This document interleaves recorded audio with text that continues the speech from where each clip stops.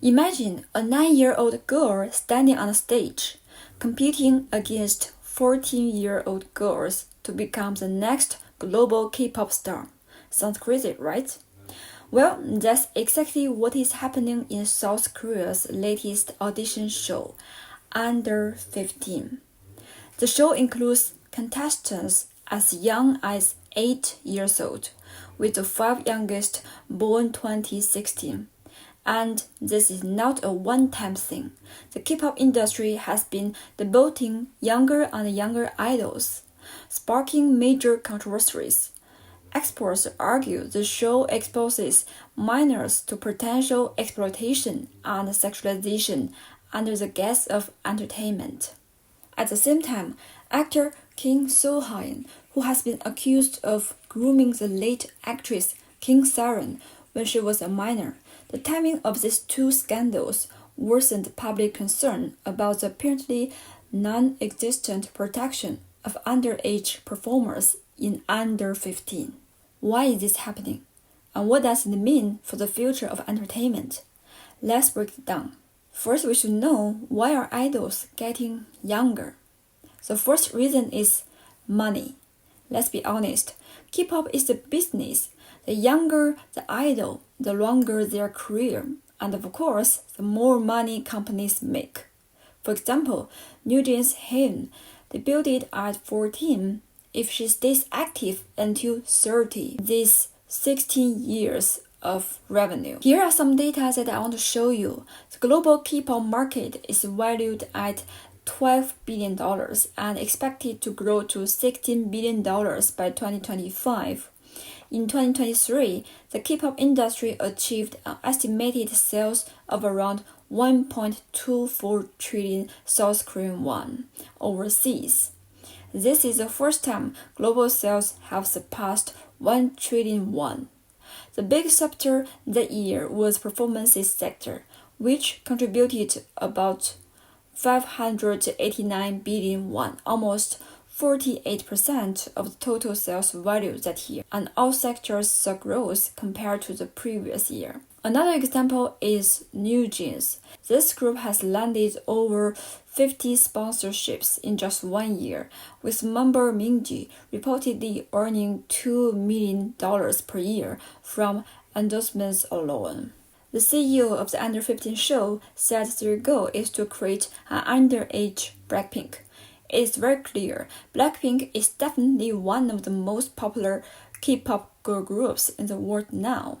If the Under 15 can mimic the size of Blackpink, that's a great temptation for them. The second reason is South Korea's idol training culture. In South Korea, becoming an idol is seen as a legitimate career path.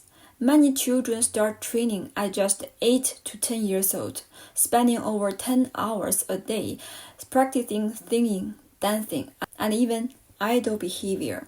Actually, the average age of K-pop trainees typically falls between 12 and 14 years old, often before fully developing their personal identities. Training schedules are rigorous, with long hours of singing, dancing, and even language lessons, leaving little time for normal childhood activities and education. Despite years of intense training, around 90% of trainees never debut, meaning most young hopefuls invest their entire youth into the industry without ever achieving stardom. For those who do debut, the pressure to succeed is immense, often leading to physical and mental exhaustion, as well as sacrifices in their education and personal lives. So, what does this situation give young idols? First is mental health crisis among idols. Being famous isn't always glamorous. Many idols face depression, anxiety, and burnout. And it starts at a young age. For example, artist US Leah, who debuted at 19, had to take a break due to severe anxiety. Now, let's imagine a 9-year-old girl dealing with the same pressure. Here are some data that I want to show you.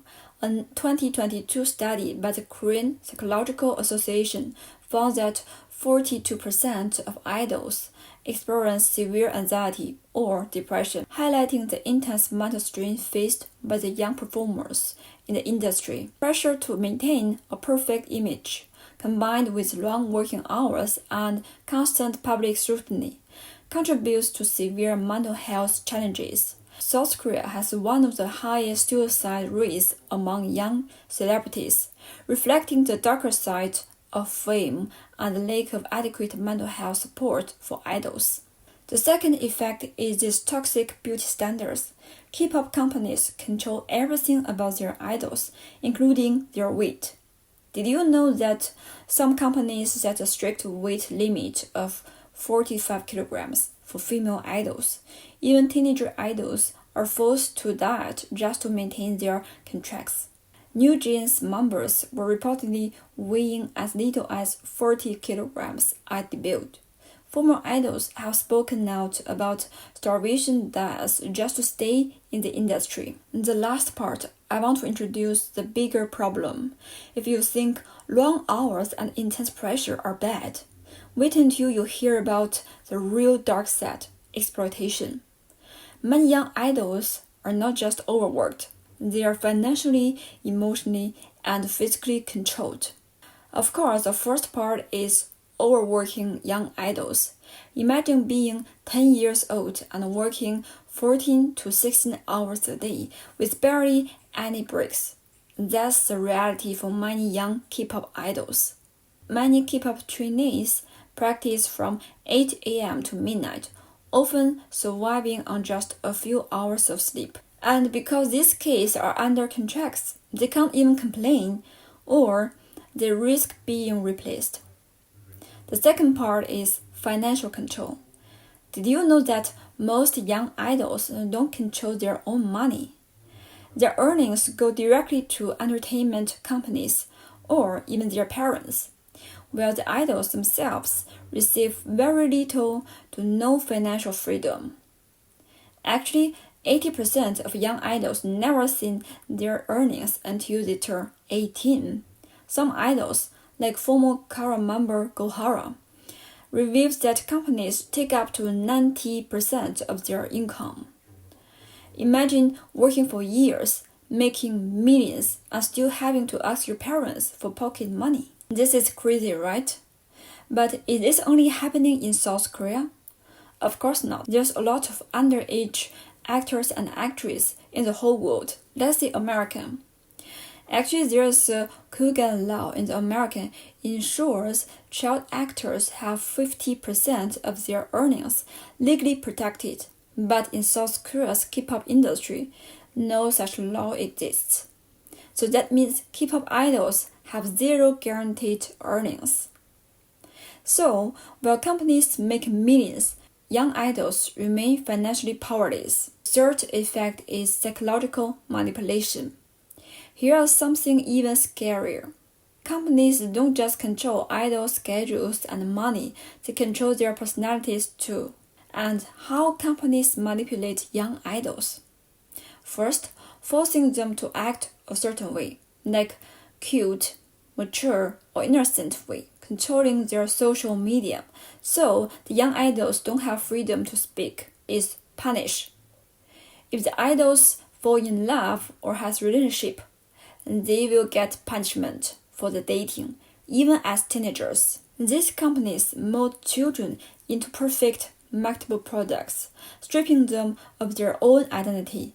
Some even train them to smell and behave a certain way, like dolls.